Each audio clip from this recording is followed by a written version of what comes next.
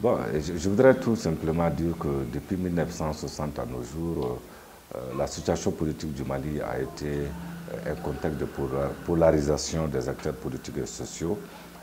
Autrement dit, ça veut dire qu'on n'a jamais connu une stabilité politique et institutionnelle, ni économique ni financière, depuis 1960 à nos jours. Ce que beaucoup de gens ne disent pas, c'est qu'au lendemain des indépendants, les Maliens avaient opté pour le multipartisme, mais tous ceux qui ont tenté de créer des partis politiques ont été arrêtés, jugés, condamnés et déportés et morts dans des conditions controversées et non élucidées jusqu'à nos jours.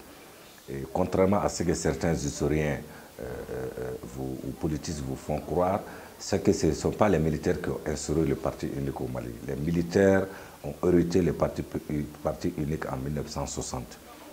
Et de 1960 à 1991, les aspirations du peuple malien en termes de revendications de développement, en termes de revendications, en termes d'accès aux services socio-économiques de base, en termes de répartition des ressources publiques aux différentes échelles d'économie, n'ont jamais été prises en compte par les différents gouvernements qui se sont succédés à la tête de l'État du Mali jusqu'à aujourd'hui. C'est pourquoi nous sommes toujours dans l'impasse, sans trouver des solutions durables par rapport aux différentes formes de crise qu'a connu l'État du Mali de 1960 à aujourd'hui. Et ce sont les crises de la dette. En fait, c'est la crise de la dette dans les années 80 à 84 avec les plans d'ajustement structurel dont il y avait une cherté de la vie. On a contraint des fonctionnaires à aller à la retraite. Le coût de la vie était devenu cher. Il y avait assez de difficultés. Les grèves des syndicats, les grèves des mouvements estudiantins, c'est ce qui a connu. Et puis les réclamations, les revendications, je voudrais dire, liées à l'ouverture démocratique, c'est ce qui ont conduit également au renversement du régime militaire du général Moussa Traoré en 1991. Et de 1991 à aujourd'hui, il faut dire qu'il y a eu beaucoup de changements. Il y a eu quand même tous les régimes qui se sont succédés au Mali. Chacun en a fait ce qu'il pouvait.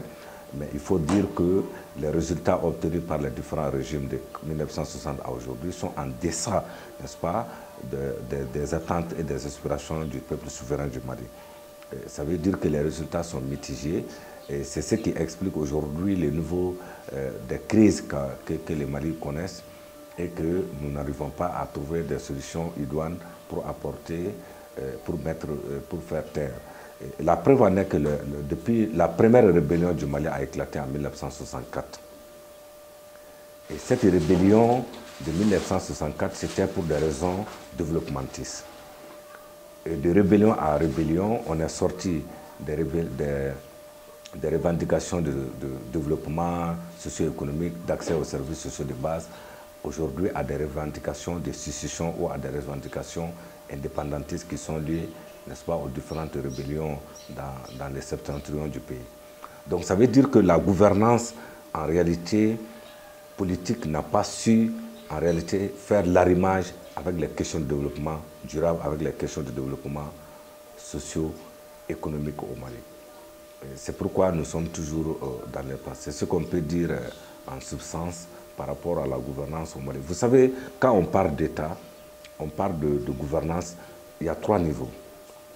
D'abord, quand on parle de l'État, ça veut dire qu'il faudrait qu'il y ait une viabilité des structures économiques, financières et sociales. Il faudrait qu'il y ait la question des droits de l'homme. Et quand on parle de droits de l'homme, il ne s'agit pas de l'aspect juridique, mais il s'agit bien évidemment d'une bonne répartition des ressources publiques du pays. Il s'agit bien évidemment de l'accès des communautés à la base aux services sociaux économiques de base. Et le troisième indicateur, c'est la lutte contre la corruption et la délinquance financière. Et le quatrième indicateur, c'est la viabilité économique. Notre pays n'a jamais connu ces quatre indicateurs qui sont la colonne vertébrale, n'est-ce pas, bien évidemment de la démocratie, de la gouvernance. Non, il n'y a pas pour le moment, je ne parlerai pas de changement, de plutôt de volonté pour aller vers le changement. Ça fait des ans que nous sommes toujours dans le discours, nous sommes toujours dans la dénonciation, sans situer notre propre responsabilité dans l'effondrement de l'État post-91. La question n'est pas de chercher un bouc émissaire, mais la question aujourd'hui, c'est de trouver des solutions aux problèmes des Maliens. Et on est dans une sorte d'initiative aujourd'hui, parce que quand on parle de refondation du pays, c'est un processus qui s'inscrit dans le temps et dans la durée. J'ai l'impression, quand j'écoute les institutionnels, quand j'écoute certains spécialistes qui parlent de refondation, j'ai l'impression qu'il y a une ignorance par rapport au concept même de refondation. Quand on parle de refondation, il y a deux types de réformes. Il y a ce qu'on appelle les réformes structurelles. Il y a ce qu'on appelle les réformes conjoncturelles. Et le rôle d'un pouvoir de transition, c'est de conduire, n'est pas de changer les institutions constitutionnelles, les institutions politiques, administratives, électorales et économiques d'un pays en quelques mois de transition. Mais il s'agit de conduire des réformes conjoncturelles. Et les réformes conjoncturelles, c'est quoi? C'est les réformes politiques et électorales, c'est les réformes constitutionnelles. C'est-à-dire c'est des réformes qu'on peut conduire dans un laps de temps à une durée déterminée. Mais les réformes structurelles, ça c'est vraiment des réformes administratives, les réformes économiques, les réformes fiscales, les réformes industrielles, les réformes énergétiques. Ça c'est des réformes dont la mise en œuvre, dont le minimum de la mise en œuvre se situe entre 10 et 30 ans. Donc, je peux dire aujourd'hui qu'il y a une certaine volonté manifeste des autorités de la transition pour aller vers le renversement, n'est-ce pas, de la gouvernance qui était basée sur la corruption et sur la délinquance financière pour aller vers les indicateurs ou le paradigme de la bonne gouvernance. Et cela aujourd'hui est visible partout, qu'on soit avec la transition ou pas. On sait qu'il y a une certaine volonté aujourd'hui pour changer les choses. Mais vous savez, le Mali, un pays comme le Mali qui a été assujetti par une crise multidimensionnelle, je voudrais dire une crise sociale, humanitaire, politique, sociale, institutionnelle, on ne peut pas résoudre une telle crise en 5 ans, en 2 ans ou en 5 ans. Ce n'est pas possible. Sinon, aujourd'hui, il y a beaucoup de choses. Par exemple, sur le plan sécuritaire, tout le monde est conscient aujourd'hui qu'il y a eu des changements. Il y a eu des changements, notre armée monte en puissance et nous arrivons à engranger des résultats militaires sur les théâtres d'opération. Mais il faut reconnaître que c'est une crise qui nous a été imposée et aucune armée, que ce soit les Mali ou aucune armée du Sahel n'était prête, n'est-ce pas, pour faire face à cette guerre. Parce que nous ne sommes pas dans une guerre conventionnelle, mais plutôt dans une guerre sporadique. Mais il faut reconnaître qu'il y a eu quand même des résultats. Aujourd'hui, l'armée du Mali a pu mettre en déroute également les bastions, n'est-ce pas, des groupes terroristes ou, si vous voulez, des groupes radicaux. Non, vous savez, la question de l'indépendance, elle est complexe. Et quoi qu'on dise, nous sommes un pays indépendant parce que nous sommes reconnus par le Conseil de sécurité des Nations Unies ou par les Nations Unies comme un État indépendant. Nous avons notre territoire, nous avons nos frontières aériennes, terrestres. Cela sous-entend que nous sommes un pays indépendant. Maintenant, être indépendant, c'est le contenu qui pose problème. Est-ce que réellement l'indépendance nous a permis d'avoir des capacités militaires pour les questions de défense nationale et de sécurité nationale? C'est la question de fond aujourd'hui. Est-ce que nous sommes capables de nous sécuriser sans l'intervention d'armées extérieures? C'est ça la question fondamentale. Mais dire que nous ne sommes pas indépendants, ce qu'il dit, c'est un faux départ. Nous sommes un pays indépendant, nous avons notre constitution, nous avons notre démographie, nous avons notre territoire, nous avons notre économie, nous avons nos frontières, nous avons notre population. Donc, ce qui voudrait dire que nous avons tous les ingrédients. Vous savez, comme je le disais précédemment, la crise, elle est sporadique. Elle n'est pas une crise conventionnelle. Et vous savez, pour combattre les groupes terroristes, ça demande assez de temps, ça demande assez d'efforts militaires et ça demande assez de moyens et d'équipements militaires. Et Dieu merci, les autorités de la transition malienne sont sur cette lancée.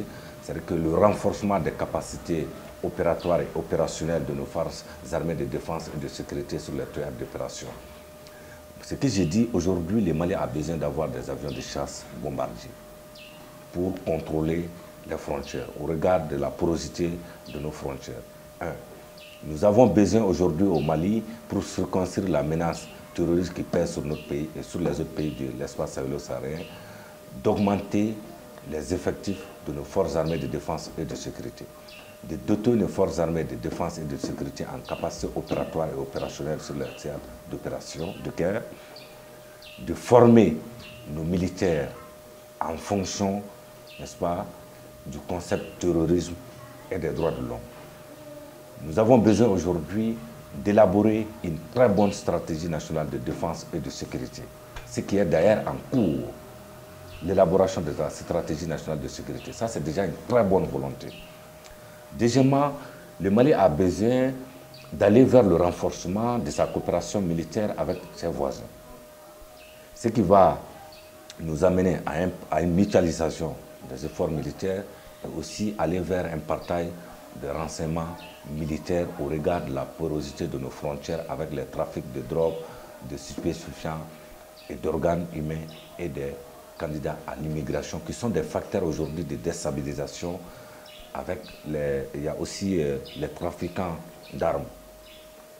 Deuxièmement, il faudrait que ce soit les Mali, que les autres pays de l'espace sahélien, que nous acceptions de perdre une partie de notre souveraineté dans le cadre de la lutte antiterroriste. Ça veut dire quoi?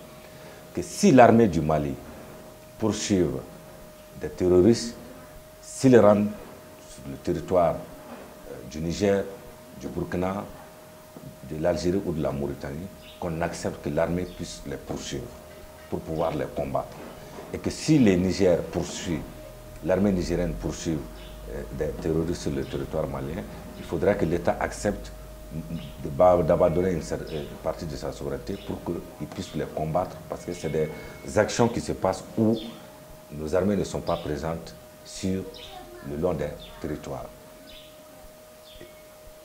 L'autre option qui est interne, il faut aujourd'hui au Mali, il faudrait aller vers une concertation entre les différents états-majors et les différentes directions des forces armées de défense et de sécurité pour partager le renseignement militaire.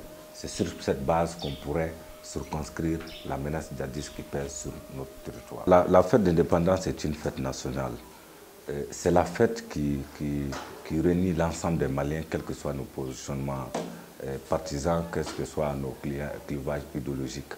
La fête du 22 septembre est une fête nationale. C'est la fête de l'unité nationale, c'est la fête de l'unicité du peuple malien, c'est la fête de la solidarité nationale et ça doit être une fête qui est célébrée par l'ensemble des Maliens. Donc ça veut dire que cette fête nous interpelle à revoir notre façon de faire, à revoir notre conception de l'État. Elle doit interpeller aujourd'hui l'ensemble des acteurs à réunir les forces, à mutualiser les efforts, à réunir les intelligences pour sortir le Mali de l'impasse. Au-delà d'être une fête, ça doit être une occasion de communion, de solidarité, d'entraide, n'est-ce pas, pour sortir le Mali de l'impasse. C'est ça le plus important pour la célébration du 22 septembre.